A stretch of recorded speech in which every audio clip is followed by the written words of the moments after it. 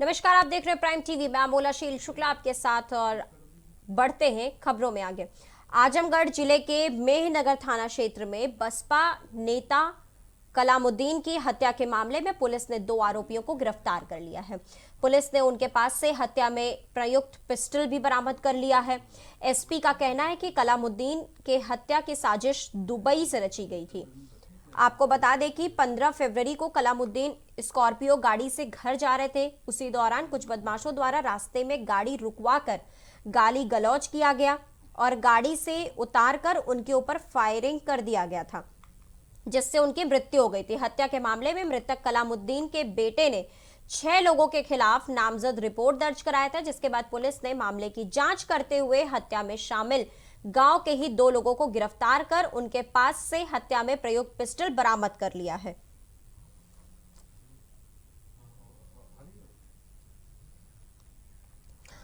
तो आपको खबर बता रहे हैं, जहां पर हत्या में प्रयुक्त पिस्टल बरामद किया गया था। बसपा नेता की हत्या का खुलासा।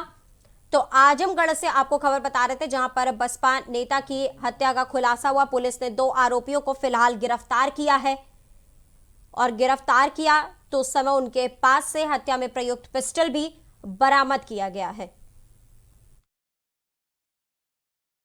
देखिए, 15 फरवरी को कलीमुद्दीन जब अपने घर जा रहे थे तो इनकी हत्या कर दी गई थी और उस हत्या में 6 लोग नामजद हुए थे, जिसमें कुछ लोग दुबई में हत्या के समय थे, वो 120 में थे और बाकी लोग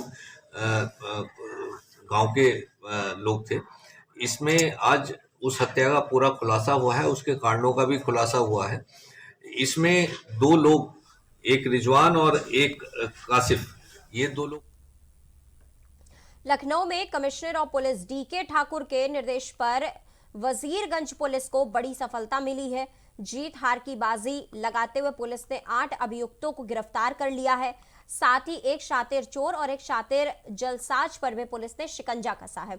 बता दें कि एसीपी आईपी सिंह के मार्गदर्शन में इंस्पेक्टर वजीरगंज घनश्याम मणि त्रिपाठी के नेतृत्व में पुलिस टीम ने गिरफ्तारी की।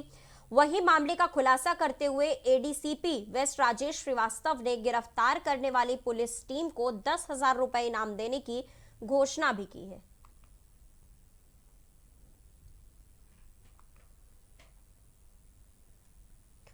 तो आपको बता रहे हैं, जहां पर हार जीत की बाजी लगा रहे पुलिस को एक बड़ी सफलता हाथ लगी है। लखनऊ से आपको खबर बता रहे हैं, जहां पर पुलिस को वजीरगंज से एक बड़ी सफलता हाथ लगी, जिसमें हार जीत की बाजी लगा रहे 8 लोगों को पुलिस ने गिरफ्तार किया है और उस गिरफ्तारी में पुलिस को बड़ी सफलता हाथ लगी है।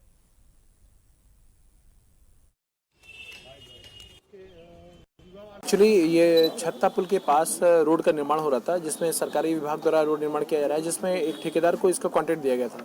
जब रात में जो उसके द्वारा जनरेटर अपने केबल इत्यादि छोड़ के जो सुबह से काम फिर स्टार्ट करना होता था, तो रात में उसके जनरेटर, उसके केबल तार, उसकी बैटरियां, ये सब चोरी हो गई। इसको इन्वेस्टिगेट किया गया और इन्वेस्टिगेट करने के बाद मोहम्मद अहमद को, पुत्र मोहम्मद आलम को, नई बस्ती बहराइच के हैं, इनको डिटेन किया गया। उत्तर प्रदेश के प्रतापगढ़ में हुई 15 लाख की लूट का खुलासा हो गया। 1 महीने पहले हुई राइस मिल व्यापारी से लूट में शामिल आरोपियों को पुलिस ने गिरफ्तार कर लिया है। एसपी शिवहरी मीणा ने प्रेस कॉन्फ्रेंस के जरिए मामले का खुलासा किया। पुलिस ने आरोपियों से अवैध पिस्टल और कारतूस सहित लाखों का कैश बरामद किया है।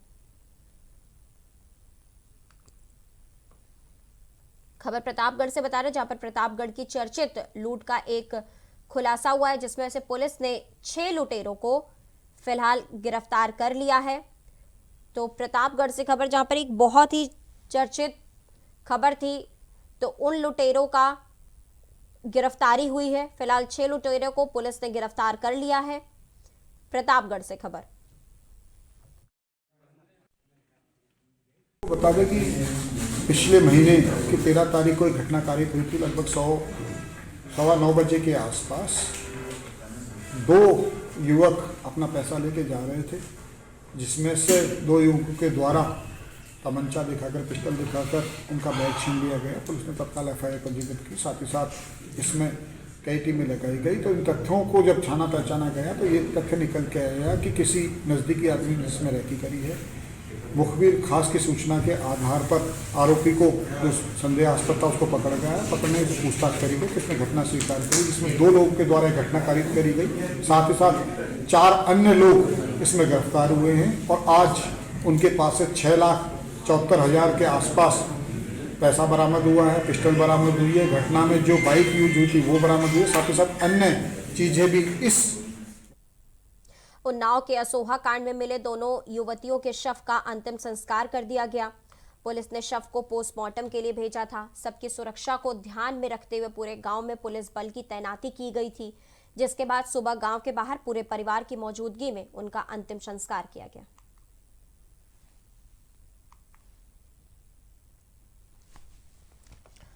तो उन्नाव केस में बड़ी संख्या में पुलिस बल की तैनाती की गई। उसके बाद दोनों युवतियों का अंतिम संस्कार आज किया गया। अंतिम संस्कार के वक्त पहले भारी पुलिस बल तैनात किए गए थे, फिर गांव वालों के सामने दोनों युवतियों का अंतिम संस्कार किया गया। नहीं, हमने उनकी जो भी तहरीर है उसमें मुकदमा दर्ज किया है। तफ्तीश बिल्कुल पारदर्शी तरीके से चल रही है। साइंटिफिक एविडेंसेस को कलेक्ट किया जा रहा है और परिवार वालों ने भी काफ़ी सहयोग किया है और आगे भी हमारा प्रयास रहेगा कि शीघ्र अतिशीघ्र हम इस मामले का अनावरण करें। देखिए, हम सभी पहलुओं पर जांच कर रहे हैं। पोस्टमार्टम में जो आया है prima facie case of poisoning आया है, विसरा प्रिजर्व किया गया है और विसरे को आगे फॉरेंसिक एग्जामिनेशन के लिए आजमगढ़ में दीवानी न्यायालय अभिभाषक संघ के बैनर तले अभिवक्ताओं ने ग्राम न्यायालयों की स्थापना के प्रस्ताव को लेकर विरोध प्रदर्शन किया। आजमगढ़ में पूर्वांचल के सभी पदाधिकारियों की बैठक में संघर्ष समिति का गठन किया जाएगा। अधिवक्ताओं ने इससे पहले की बैठक में ग्राम न्यायालयों की स्थापना के विरोध में इससे संबंधित अधिनियमों को वापस लेने की मांग की थी। दीवानी बार के अध्यक्ष राम प्यारे सिंह का कहना है कि ग्रामीण न्यायालय को तहसील स्तर पर स्थापित करने का प्रस्ताव निंदनीय है। तहसील स्तर पर न्यायालय बनाने से भ्रष्टाचार बढ़ेगा।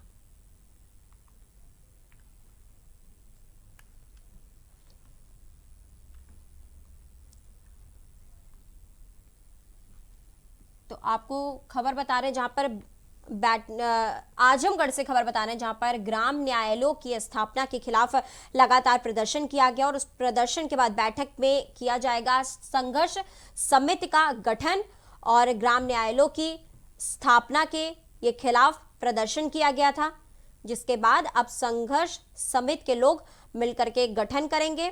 तो आजमगढ़ से खबर थी जहां पर जिला एवं सत्र न्यायालय आजमगढ़ के लिए एक प्रदर्शन किया गया और उस प्रदर्शन के खिलाफ अब बैठक किया जाएगा, जिसमें संघर्ष समिति के लिए एक गठन बनाया जाएगा। मैं राम प्यारे सिंह एडवोकेट, अध्यक्ष civil court bar association Azamgarh. हम लोगों की ये जो लड़ाई है, ग्रामीण न्यायालय को तहसील स्तर पर सरकार कायम कर रही है, जिससे वहाँ पर भ्रष्टाचार पनपेगा और न वहाँ मजिस्ट्रेट के बैठने की जगह है, न कर्मचारियों के बैठने की जगह है, न अधिवक्ताओं के बैठने की जगह है, न वहाँ बाथरूम है, न वहाँ जो सरेंडर करेंगे उनके लिए लॉकअप। सुल्तानपुर में एसटीएफ और स्वैट टीम को बड़ी सफलता मिली है, जहां संयुक्त टीम ने 50,000 के इनामी बदमाश को गिरफ्तार किया है। बता दें कि पकड़ा गया बदमाश लूट के मामलों में वांछित चल रहा था। फिलहाल इसके पकड़े जाने से पुलिस को कई अन्य सदस्यों के साथ कई महत्वपूर्ण जानकारियां भी मिली हैं, जिसके आधार पर एसटीएफ और स्थानीय पुलिस जांच कर रही है।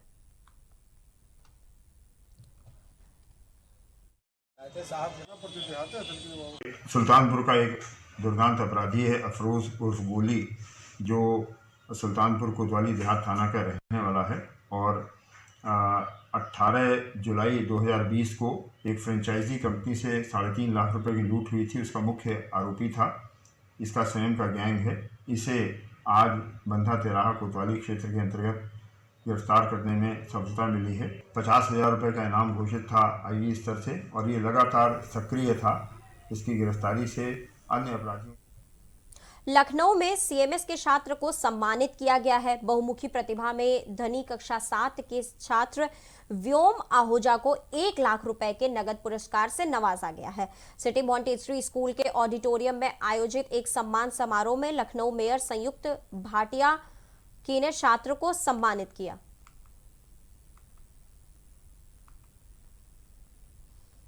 तो सिटी मॉन्टेसरी स्कूल में एक छात्र को 1 लाख रुपए से सम्मानित किया गया है। लखनऊ के मेयर और बहुमुखी प्रतिभा के जीत हासिल के लिए एक छात्र को 1 लाख रुपए की राशि रकम से सम्मानित किया गया।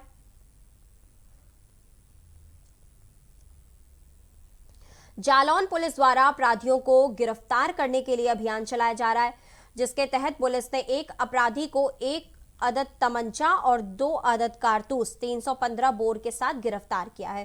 क्षेत्राधिकारी उरई संतोष कुमार ने बताया कि अभियुक्त को एक अवैध तमंचा और कारतूस, 1 मोबाइल और 915 नगद के साथ गिरफ्तारी की गई है। अभियुक्त के विरुद्ध कई मुकदमे पहले से ही दर्ज थे।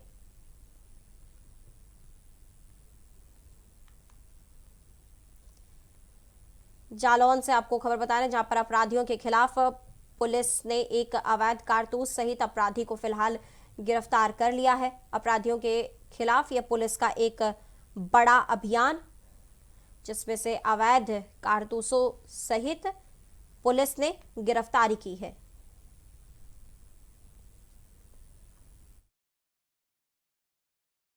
ये थाना डकोर क्षेत्र का एक अपराधी निर्दोष राजपूत है, जो जिले के टॉप 10 अपराधियों में इसका नाम था। जिला बदर भी किया गया था इसको, और कोतवाली उरई क्षेत्र के एक लूट की घटना में भी शामिल था, जिसकी तलाश थी हमें। कल उसको गिरफ्तार किया गया है। गिरफ्तार करके इसको जेल भेजा जा रहा है। इसका क्रिमिनल हिस्ट्री काफ़ी लंबा चौड़ा है। इसके पहले 15 मुकदमे पहले से इसके। भारत और चीन के बीच सीमा विवाद खत्म होता नजर आ रहा है। दोनों पक्षों में हुए समझौते के तहत चीनी सेना पीछे हटने लगी है। करीब 9 महीने तक भारत और चीन की सेनाएं आमने सामने रहीं और इस दौरान कई मौकों पर स्थिति बिगड़ती नजर आई। लेकिन मोदी सरकार ने भारतीय सेनाओं को दिए गए फ्री हैंड ने वास्तविक नियंत्रण रेखा पर बाजी को पलटकर रख दिया है। सेनाओं को पीछे हटने की प्रक्रिया चल रही है। जल्दी इस प्रक्रिया का पहला फेज खत्म हो जाएगा, जिसके बाद दोनों देशों के कमांडरों में फिर बातचीत हो सकती है। देखिए रिपोर्ट हमारी।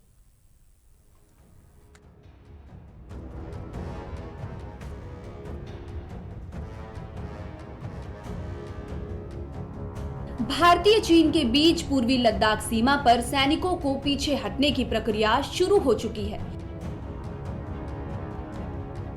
पैंगोंग के इलाके पर पहले ही जवानों को पीछे हटने की प्रक्रिया शुरू हो चुकी है। अब इस प्रक्रिया को चौथा चरण भी शुरू हो चुका है।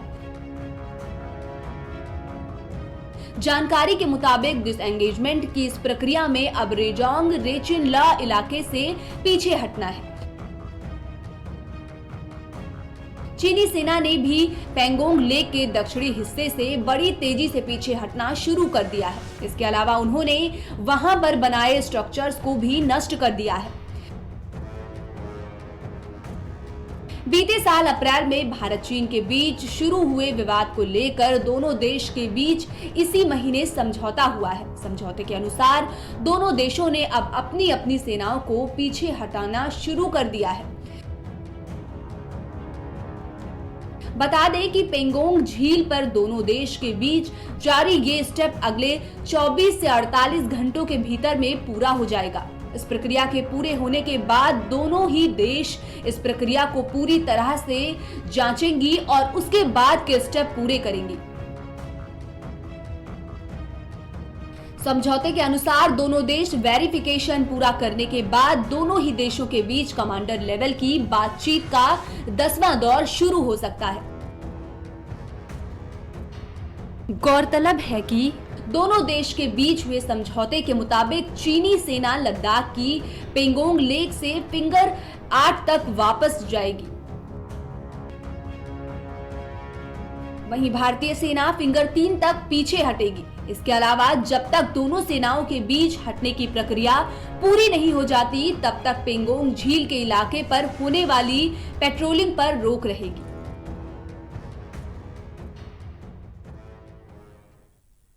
तो इस बुलेटिन में फिलहाल इतना ही। अब मुझे दीजिए इजाजत, लेकिन देश दुनिया की तमाम खबरों के लिए आप लगातार बने रहिए प्राइम टीवी के साथ।